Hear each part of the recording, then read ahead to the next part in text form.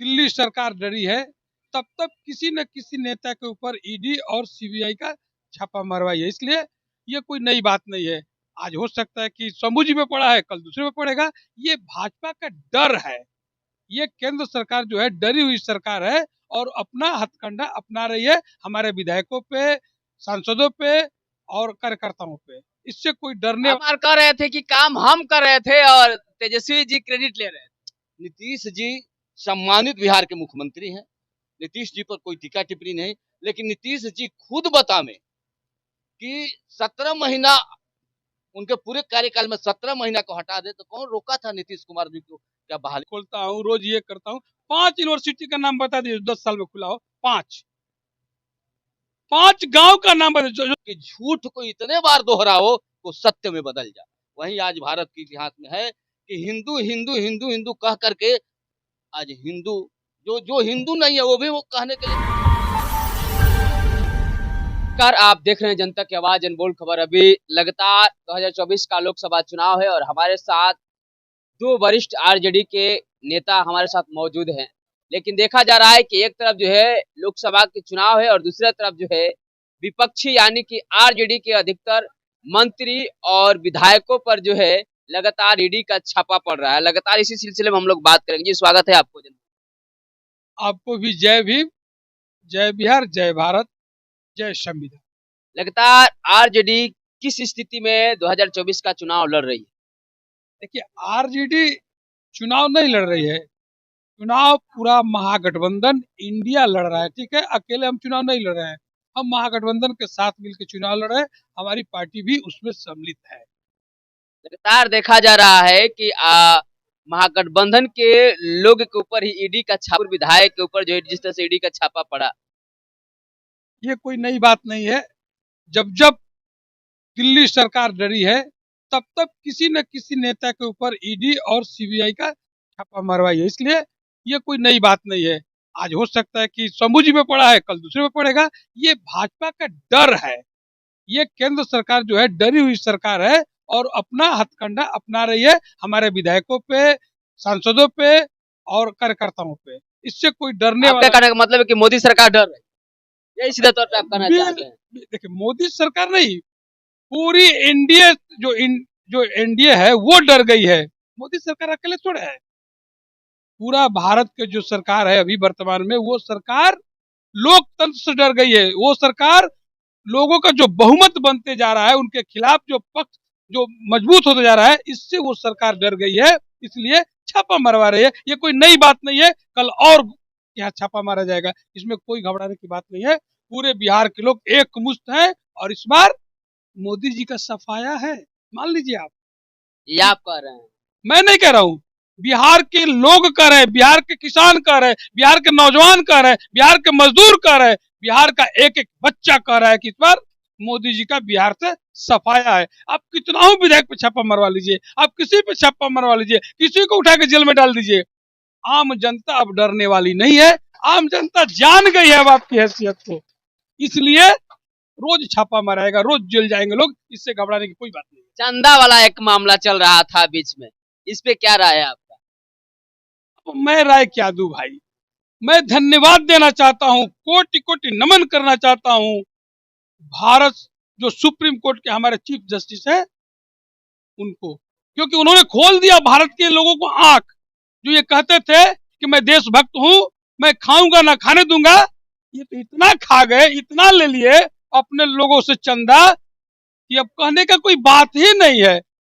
यही देन है कि 8 रुपया का आटा 32 रुपया बिक रहा है। यही देन है कि 35 रुपया का जो डीजल है वो 150 का बिक रहा है। चंदा का ही देन है कि जो 70 रुपया किरासन तेल हम लेते थे, वो 100 रुपया 150 रुपया हम कड़ुआ तेल ले रहे हैं। ये चंदा का देन है। यानी पूंजीपति इनको चंदा दिए हैं और मनमानी तौर से सामान बेच रहे हैं। गरीब जो है महंगाई के कारण त्रस्त हो गया है, इसलिए इस बार चंदा ही इनको ले जाएगा। विकास आप लोग को नहीं दिखता, केवल महंगाई दिखता। कहाँ विकास हुआ है बताइए हमको? कहाँ नहीं विकास आपको लग रहा? भारत, पूरे भारत में प्रधानमंत्री जी कहते हैं कि रोज मैं एक यूनिवर्सिटी खोलता हूँ, रोज ये करता हूँ। 5 यूनिवर्सिटी का नाम बता दीजिए 10 साल में खुला हो। 5 5 गांव का नाम बता, जो सांसद महोदय कहते थे प्रधानमंत्री जी कि हमारे सांसद 1 साल में एक गांव को मॉडल गांव बनाएंगे। मैं दावे के साथ कहता हूं कि बक्सर के लोकसभा सांसद जो है 10 साल में 10 गांव का नाम बता दे जो मॉडल गांव हुआ है। मॉडल गांव नहीं हुआ है। अरे कहाँ हुआ है भाई, रोज लोग पूछते हैं, हम लोग भी देखते हैं कि कोई मॉडल गांव हो देख लें, ताकि हम लोग भी कहेंगे भाई मेरे लोकसभा क्षेत्र में फलाना गांव मॉडल गांव है। एक भी गांव नहीं बना मॉडल, तो ये देश को क्या बनाएंगे, राज्य को क्या मॉडल बनाएंगे। बस एक ही काम हुआ है, झूठ बोलने का जो है काम 10 सालों तक चला है, नौजवानों को ठगने का काम 10 सालों तक चला है, किसानों को जो हमारे अन्नदाता हैं वो जो दिल्ली जाते हैं, दिल्ली में रोकने के लिए कील ठोका गया है। हमारी बहन बेटियां जो मेडल लेकर भारत से आती है विदेशों से, उनको न्याय नहीं दिया गया, बल्कि उनको अपमानित करने का काम किया गया। तो यही विकास हुआ है। अगर इसको विकास आप कहते हैं तो मैं कहता हूं ऐसा विकास हमें नहीं चाहिए, जिसमें जिस सरकार में हमारी बेटियों का इज्जत ना हो, जिस सरकार में किसानों का इज्जत ना हो, जिस सरकार में नौजवानों का नौकरी नहीं मिले, ऐसा विकास हमें नहीं चाहिए। आपको मुबारक हो ये विकास। लगातार आप सुन रहे हैं सर, लगातार देखा जा रहा है कि महागठबंधन के लोग जो है टूटते जा रहे हैं, क्या कारण है? महागठबंधन के लोग टूटते जा रहे हैं। जी। कहाँ महागठबंधन के लोग टूटते जा रहे हैं? महागठबंधन के नेतृत्व में जो 17 महीना बिहार में सरकार चला, वो सरकार तो भारत के आईना दिखा दिया। उस सरकार के माध्यम से आदरणीय तेजस्वी प्रसाद यादव ने बिहार में एक ऐसा लकीर खींचा जो पूरे भारत में, बिहार की तो बात छोड़ दीजिए, पूरे भारत में दलित शोषित पिछड़े नौजवानों में एक आशा का किरण जगा है कि महागठबंधन तेजस्वी प्रसाद यादव से बिहार से जो निकल करके भारत में आएगा, उस पर एक विश्वास जगा है कि भारत की सरकार अगर महागठबंधन की सरकार बनती है तो जिस तरह बिहार में तेजस्वी प्रसाद यादव के नेतृत्व में जातीय जनगणना हुआ, आरक्षण का दायरा बढ़ा और 5 लाख लोगों को नौकरी मिला, या भारत सरकार में या महागठबंधन की सरकार बनेगी ये चीज हमको मिलेगा। इसलिए विश्वास बढ़ा है। और यह बात एनडीए गठबंधन के आदरणीय प्रधानमंत्री नरेंद्र मोदी और उनकी पूरी टीम इस बात को समझ गई है कि इस बार तेजस्वी जी का जो लकीर खींचा हुआ है भारत की धरती पर, यानी 10 बरस में भारत सरकार एक व्यक्ति का कोई नौकरी नहीं दिया, उस परिस्थिति में तेजस्वी प्रसाद यादव ने एक बड़ा इतिहास, भारत के इतिहास में 70 साल के भारत के इतिहास में एक बड़ी लकीर खींचा। और यह लकीर पूरे भारत के, नीतीश कुमार कह रहे थे कि काम हम कर रहे थे और तेजस्वी जी क्रेडिट ले रहे थे। नीतीश जी सम्मानित बिहार के मुख्यमंत्री हैं, नीतीश जी पर कोई टीका टिप्पणी नहीं, लेकिन नीतीश जी खुद बतावे कि 17 महीना उनके पूरे कार्यकाल में 17 महीना को हटा दे तो कौन रोका था नीतीश कुमार जी को क्या बहाली मत कीजिए? कौन रोका था कि आप जातीय जनगणना मत कराइए? कौन रोका था बिहार का व्यक्ति जो आप आरक्षण का दायरा मत बढ़ाइए? ये काम जब महागठबंधन की सरकार बनती है तब उनको दिखाई दिया। बाकी पहले क्या कर रहे थे कि आज वो कह रहे हैं कि हमने किया। निश्चित वो मुख्यमंत्री है, लेकिन वो पूरे बिहार, अब कहने की कोई जरूरत नहीं है, बिहार के बच्चा नौजवान साथी इस बात को जानता है कि तेजस्वी जी के नेतृत्व में जो बिहार में 17 महीना में काम हुआ वो तेजस्वी जी के द्वारा, उसके अलावा किसी के द्वारा नहीं हुआ। किसी के द्वारा नहीं हुआ। ये बिहार का हम नहीं। नीतीश कुमार कहते हैं कि हमने जो बिहार को करके दिखाया, अभी करने के लिए सोचना पड़ेगा। नीतीश कुमार जी बिहार के लिए करके दिखाए न दिखाए, जिसकी जरूरत है, रोटी की जरूरत, नीतीश कुमार तो रोटी नहीं पहुंचाए किसी के पास। और तेजस्वी जी ने जो नौकरी दिया, आप जोड़ सकते हैं कि 5 लाख में एक आदमी, एक नौकरी जो करने वाला व्यक्ति है, अगर 4 आदमी का भोजन पालन करता है बड़ी अच्छा से, तो आप सोच लीजिए कितने लोगों को, कितने लाख लोग होंगे जिसका परिवार संपन्नता से अपना जीवन बसर करेगा। कहाँ नीतीश कुमार जी किसी को भोजन दिए? अभी क्या लगता है कि अभी भी हिंदू खतरे में है? भारत हिंदू शब्द ही भारत के लिए खतरा है। हिंदू शब्द, क्योंकि ये भारत में तो कोई हिंदू है नहीं। भारत तो हिंदू का, मैंने प्राचीन काल में कभी भारत का इतिहास उठा करके देख लीजिए तो कहीं हिंदू शब्द है? हिंदू शब्द आरएसएस से उपजा हुआ शब्द।